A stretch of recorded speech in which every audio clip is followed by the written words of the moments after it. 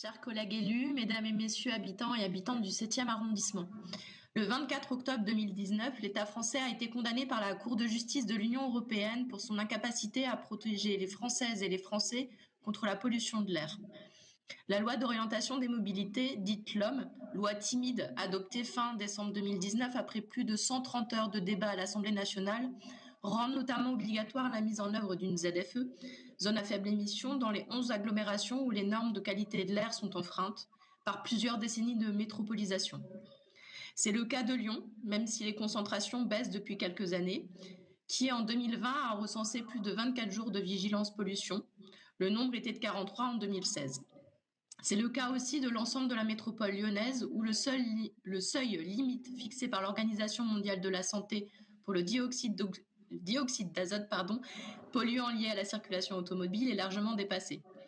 La qualité de l'air est un enjeu de santé publique. Les liens entre pollution atmosphérique et problèmes respiratoires, cancer des poumons et décès, 7% de la mortalité totale de la population française, ne sont plus à prouver. À rappeler ici que les grands pollueurs sont pour deux tiers l'agriculture, l'industrie et le chauffage. En octobre 2020, Greenpeace France et un collectif de parents d'élèves de l'école Michel Servet dans le 1er arrondissement avaient déposé une requête devant le tribunal administratif de Lyon pour inaction de la ville, de la métropole et de l'État dans la lutte contre la pollution de l'air sur notre territoire. La pollution de l'air nous affecte tous et toutes, mais touche particulièrement les enfants et les populations les plus défavorisées qui se retrouvent contraintes de vivre dans des quartiers avec une forte présence de trafic, à proximité du périphérique, d'axes routiers majeurs, de tunnels. Il est donc nécessaire de prendre à bras-le-corps cet enjeu de lutte contre la pollution. Évidemment, la ZFE est donc un outil parmi d'autres pour s'attaquer à ce problème. Évidemment, les zones à faible émission doivent être généralisées. Mais de quelle façon ? Dans cette délibération votée en mars 2021 par la métropole, il nous est demandé notre avis sur la première étape de mise en œuvre de la ZFE, à savoir l'interdiction de circuler et de stationner à partir de juillet 2022 des véhicules particuliers classés critère R5 à Lyon, Caluire et dans une partie de Villeurbanne, de Bron et de Vénissieux. Cela correspond à environ 5500 véhicules à Lyon, soit 3% du parc automobile. Les objectifs sont louables et nous voterons pour cette délibération favorablement. Mais permettez-nous de suggérer de renforcer les moyens mis en œuvre pour atteindre ces objectifs. Ces moyens doivent nécessiter une orientation davantage tournée vers une ambition et une vision collective. En effet, la métropole souhaite proposer un accompagnement individuel des particuliers dans leur démarche en faveur de la transition des mobilités. Or, pour atteindre notre objectif commun d'une ville et métropole respirable, il faut que les moyens déployés soient soutenables par toutes et tous. La réduction de la place de la voiture individuelle doit se faire au regard d'enjeux d'équité et de justice sociale. Le prix des loyers de la ville de Lyon et de la métropole pousse les personnes à s'éloigner de la centralité et donc des zones d'emploi. Certaines peuvent aussi travailler dans des zones d'emploi peu ou mal accessibles en transport en commun dans la métropole. D'autres, dans de nombreux domaines, travaillent en horaire décalé. De plus, l'augmentation du coût des matières premières, de l'énergie et notamment du carburant pèse sur les budgets. L'inflation entraîne un recul du pouvoir d'achat. Peu de personnes aujourd'hui disposeront d'une marge financière et dans les prochaines années pour changer de véhicule.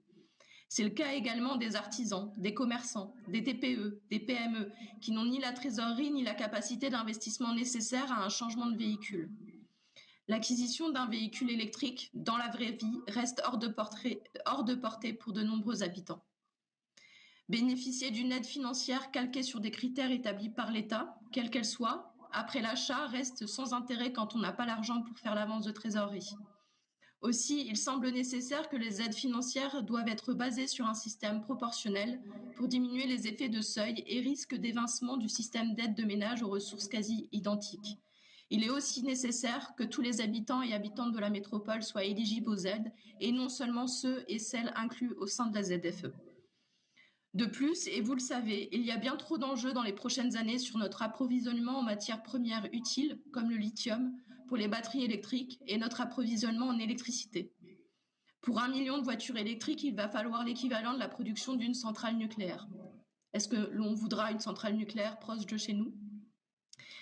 Le bonus global pour l'environnement d'un véhicule électrique n'est pas avéré et il n'y aura pas non plus de changement dans la manière d'organiser les mobilités et la ville. Par contre, ça c'est sûr, les industriels automobiles comme Elon Musk se rempliront les poches. Et puis, qui contrôlera le respect de ces critères? La métropole a envoyé un courrier aux villes demandant la prise en charge du contrôle de stationnement. Dans la délibération est proposé un contrôle automatisé, entendons via les caméras de système de vidéo-verbalisation. La surveillance partout, tout le temps, punir au lieu de convaincre, vous savez notre position sur ce sujet. Pourtant, la ZFE doit constituer un outil positif, nécessaire pour transformer les mobilités, la fabrique de la ville et notre façon de faire société. À ce titre, les solutions collectives, et pas que celles individuelles proposées, comme le covoiturage, l'autopartage, le vélo ou la marche à pied, doivent être au premier rang d'une stratégie de réduction de la voiture en ville et donc de la pollution. Quelles sont nos marges de manœuvre en tant que territoire? Les transports collectifs constituent en définitive la meilleure option pour limiter l'usage de l'ensemble des modes de transport individuels motorisés. Notre groupe Lyon en commun, à l'origine d'un vœu qui sera porté par la majorité au conseil municipal à l'intention de l'exécutif métropolitain, continue de plaider pour renforcer l'offre de transport existante, un meilleur maillage du réseau sur toute la métropole, l'augmentation des capacités, des fréquences en journée, en soirée, pendant les vacances scolaires, la possibilité de prendre son vélo dans les transports et aussi et surtout pour la gratuité totale des transports. Nous ne sommes pas les seuls, de nombreuses associations ou collectifs portent cette revendication. C'est le cas du collectif lyonnais pour la gratuité des transports en commun. Quand on sait que, selon l'INSEE, les 10% de ménages les plus modestes consacrent 21% de leurs revenus disponibles au transport, alors que les 10% les plus aisés n'en consacrent que 11%, quand on sait que 15% des ménages lyonnais sont sous le seuil de pauvreté, rendre les transports gratuits est une mesure écologique et sociale ambitieuse. Elle n'est définitivement pas une mesure qui servira aux plus aisés, comme peuvent le dire ou sous-entendre certains. Cette mesure améliorera nettement les conditions de vie et le pouvoir d'achat des habitantes et habitantes de la métropole. Mais c'est un choix politique à faire. Certaines villes le font déjà depuis les années 2000. 35 villes ou agglomérations de toutes les tailles proposent des transports gratuits. La gratuité pour les jeunes de moins de 18 ans à Strasbourg, Paris ou la métropole de Lille.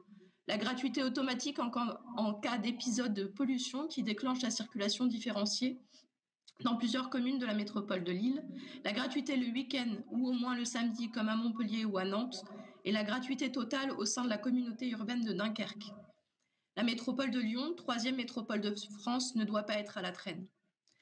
Notre groupe Lyon en commun continuera de plaider pour la gratuité des transports en commun tout au long du mandat, considérant que le transport est un bien commun. Nous souhaitons progressivement que la métropole s'oriente vers l'évaluation de l'impact des tarifications sociales et solidaires mises en place, l'instauration de la gratuité des transports en commun pour les moins de 18 ans, la gratuité des transports en commun en cas d'épisode de pollution, l'expérimentation des gratuités ciblées qui permettraient un report modal depuis la voiture, en particulier à destination des personnes à revenus modestes ou moyens, non éligibles à la tarification sociale et solidaire, la gratuité des transports en commun le week-end et la création d'une régie publique du premier ou dernier kilomètre. Autant d'expérimentations et d'évaluations qui doivent être menées dans les meilleurs délais, d'autant plus qu'entre 2023 et 2026, l'interdiction progressive de la circulation et du stationnement concernera les véhicules classés critères R4, 3 et 2. D'ici à 2026, l'objectif affiché par la métropole de Lyon est d'interdire à la circulation l'ensemble des véhicules diesel à l'intérieur de la ZFE, ce qui impactera davantage les ménages les plus modestes au même titre qu'un nombre certain d'activités économiques. Bien mené, le projet de développement de la ZFE devrait permettre non seulement d'améliorer la qualité de l'air que nous respirons, mais aussi développer les modes de transport alternatifs à la voiture individuelle avec des solutions pour toutes et tous. Ne laissons pas nos concitoyennes et concitoyens au bord de la route.